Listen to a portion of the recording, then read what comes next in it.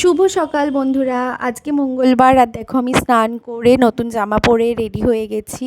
আর এখন আমি বাড়ির থেকে জাস্ট বেরোলাম, বেরিয়েই দেখছি আকাশটা কত সুন্দর লাগছে, কি সুন্দর আবহাওয়া।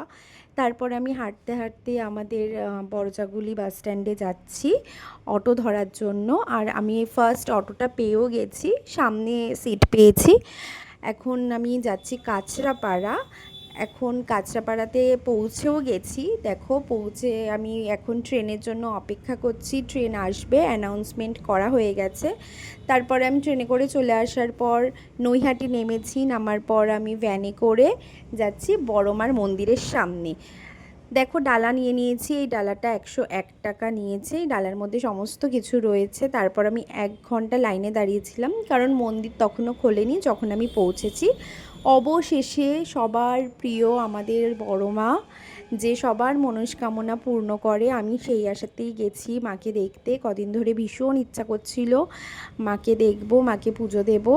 পুজো ফাইনালি ফার্স্ট রাউন্ডে দেওয়া হয়ে গেছে। তারপর গঙ্গার ঘাটে এসেছিলাম, জোয়ার চলছিল। এই করতে করতে পুজো দেওয়া হয়ে গেছে। সব কিছু করে আমি ট্রেনে করে আবারও ব্যাক করছি, কাঁচরাপাড়ায় নামবো। চলছে ট্রেন, সুন্দর লাগছে, রোদ ওঠেনি, খুব সুন্দর একটা ফিলিংস আসছিল।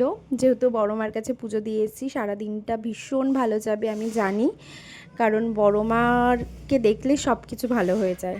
তারপরে আমি ট্রেন থেকে নেমে আবার অটো ধরলাম, অটো করে আমি চলে আসছি। এটা দেখো কল্যাণী হাইওয়ে, এটা ওপর দিয়ে ব্রিজটা। আমি সিগনালে দাঁড়িয়েছিলাম, দেন ওটা ক্রস করে আমি অটো করে আসছি। এবার নামবো একদম বাড়ির সামনে। আর তো সব সময় ভালোই লাগে অটোর সাইডে বসতে, সাইডে বসে আমি চলে আসছিলাম। তারপরে আকাশটা খুব সুন্দর হয়ে গেল হঠাৎ করে, দারুণ লাগছিল। এটা দেখতে দেখতেই আমি আমার বাড়িতে পৌঁছে গেছি।